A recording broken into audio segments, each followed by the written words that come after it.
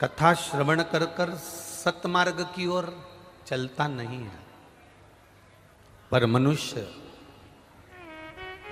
यदि एक बार भी भगवान की कथा में पहुंच जाए और भगवान की कथा को श्रवण कर ले और अपने जीवन में थोड़ा सा भी उतार ले, अपने जीवन में अगर थोड़ी सी भी कथा को उसने उतार लिया, तो ये निश्चित है कि वो अपने गलत मार्ग को छोड़कर सत्मार्ग की ओर अग्रण्य हो ही जाएगा। ये निश्चित है।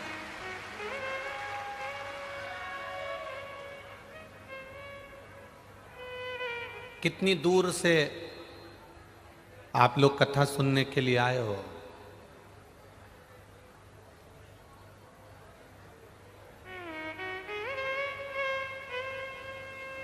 ये छत्तीसगढ़ की पहली कथा है जिसमें कथा का पंडाल नहीं लग पाया था और भक्त कथा के पंडाल में आकर बैठ गए थे।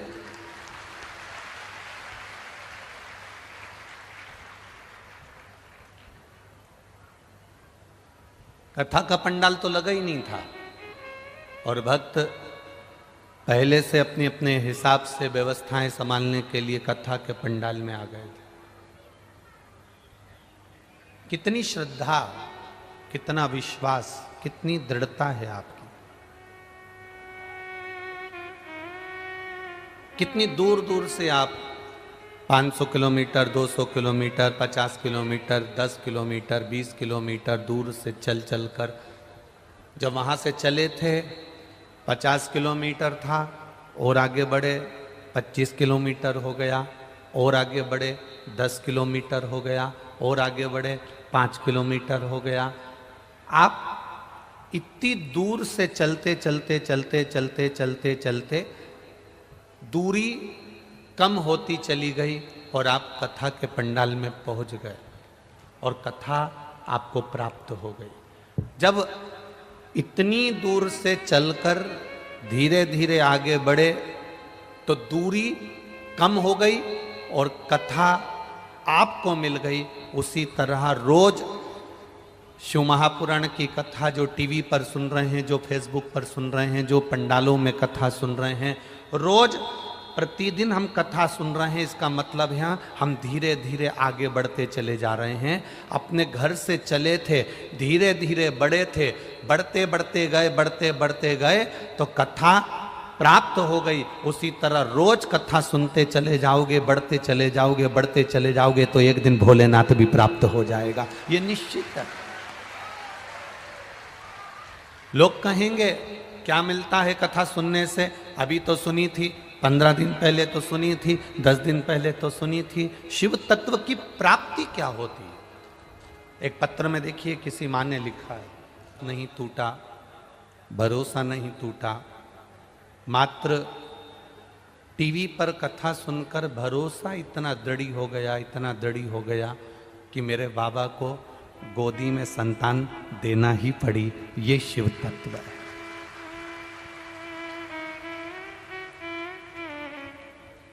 अब करो भजन। कितनी दूर से चले आप, कितने दूर से अपने अपने घरों से चले। 50 kilometre, 30 kilometre, 40 kilometre, 100 kilometre, 80 kilometre, 17 kilometre चलते चलते चलते चलते चलते चलते कथा तक पहुंच गए। जब चलते चलते बढ़ते बढ़ते आप कथा तक पहुंच सकते हो तो ये निश्चित है कथा सुनते सुनते सुनते सुनते आप उस भोलेनाथ तक भी पहुंच सकते हो। ये निश्चित, ये पक्का है। आप उसकी चौखट तक जाना है, आपको उसके दरवाजे तक जाना है, आपको उसके द्वार तक जाना है, तो वो भक्ति के बल पर जाएगा। बोल बम का नारा है, हम उसके सहारे, हम उसके बल पर, हम उसके विश्वास पर उसको प्राप्त कर सकते हैं।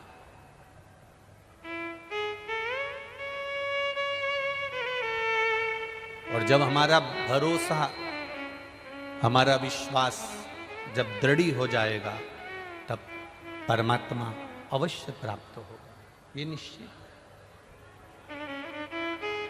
भरोसा जब दृढ़ हो गया, विश्वास जब पक्का हो गया, परमात्मा मिलेगा। मनुष्य में, जानवर में, पशु में, पक्षी में एक सबसे बड़ा अंतर है। पशु, पक्षी, जानवर कथा श्रवण कर कर उस पथ पर नहीं चल सकते, पर मनुष्य कथा को श्रवण कर कर भगवान के सतमार्ग के पथ पर चल सकता है, वो भटकता नहीं है, ये निश्चितता है।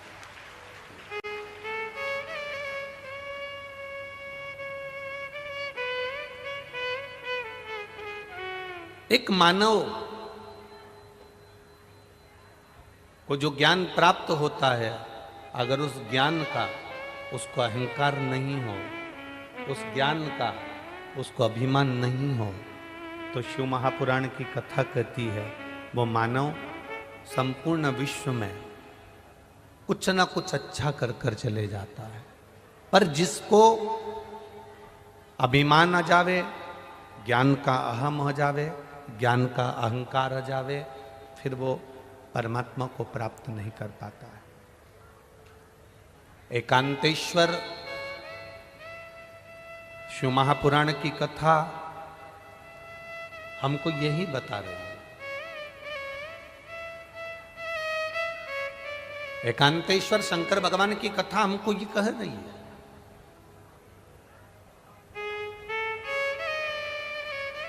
एकांतेश्वर शिव महापुराण की कथा ये हमको समझा रही है कि हमें भक्ति के बल को कैसा था।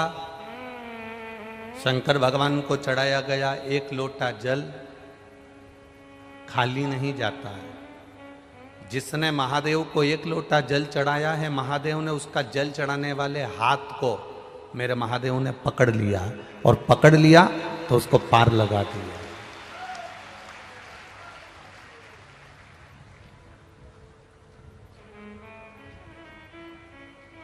संपूर्ण ब्रह्मांड का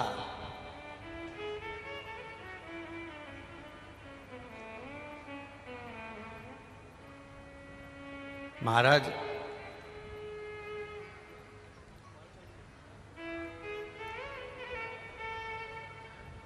संपूर्ण ब्रह्मांड का यदि कोई संचालन करने वाला है, संपूर्ण ब्रह्मांड को अपनी मंजिल तक पहुंचाने वाला है, संपूर्ण ब्रह्मांड में अगर कहीं भक्ति का बीज भी प्रकट करने वाला है, संपूर्ण ब्रह्मांड में अगर कुछ देने की सामर्थ्यता कोई रखने वाला शिव है। शिव के सिवाय कुछ भी नहीं, केवल शिव।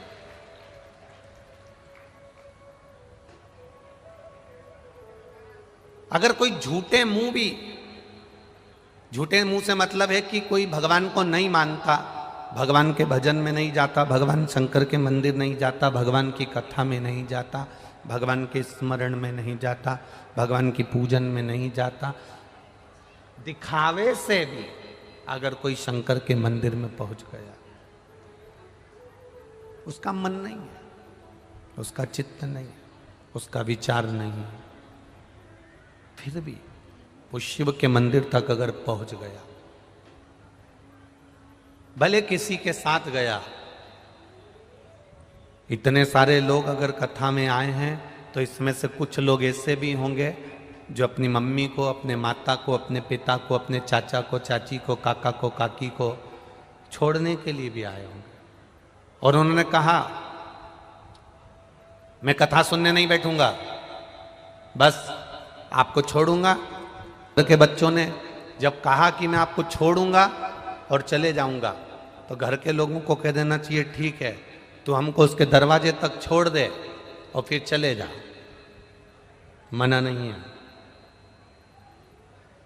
घर के बच्चे एक बार उसके दरवाजे तक पहुंचे तो भले हमको छोड़ने पहुंचे, पर मंदिर के द्वार तक, कथा के पंडाल तक, भगवान की शरणागति तक आए तो जो एक बार बच्चा अपने माता पिता को कथा स्थल तक छोड़ने आ जाता है, जो एक बार बच्चे अपने माता पिता को मंदिर तक छोड़ने आ जाते हैं तो मंदिर का सेठ, मंदिर में रहने वाला भोलेनाथ और मेरे शिव महापुराण उस बच्चे का हाथ भी पकड़ लेते हैं, भले छोड़ कर गए।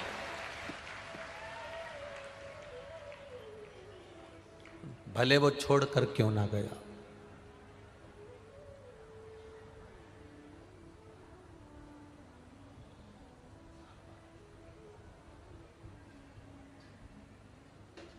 जिसने भले कहा मैं कथा में नहीं बैठूंगा, मेरे पास इतना समय नहीं है कि मैं कथा में बैठूं, छोड़ूंगा चले जाऊंगा। हाँ, पति ने कहा मैं कथा में नहीं बैठूंगा, छोड़ूंगा और चले जाऊंगा। हाँ, कोई बात नहीं, तुम चलो तो छोड़ के तो आओ।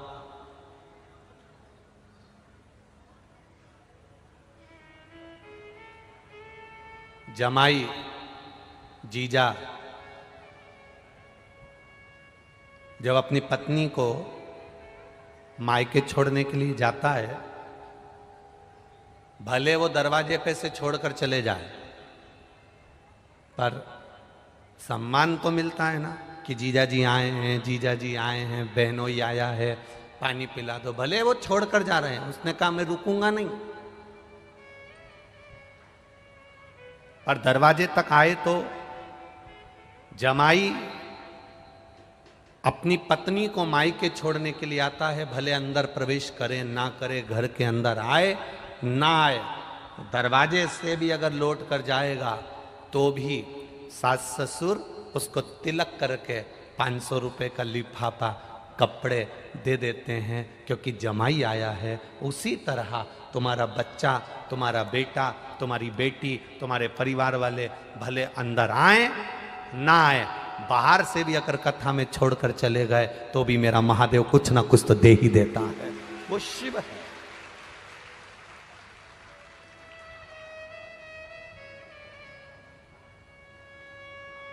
मैंने तेरे ही भरोसे बाबा, तेरे ही भरोसे हवा बिच उड़ती जावांगे, बाबा डोर हतो छैना में कटी जावांगी, भोले मैं तेरी पतंग, शंभू मैं तेरी पतंग। शिव पुराण कह रही है, एक छोटे से पत्थर को जल चढ़ाना चालू कर दोगे, पूजना चालू कर दोगे, पूजते रहोगे, पूजते रहोगे, पूजते रहोगे, तो पत्थर में भी प्राण आ जाते हैं और पत्थर की भी प्राण प्रतिष्ठा हो जाती है।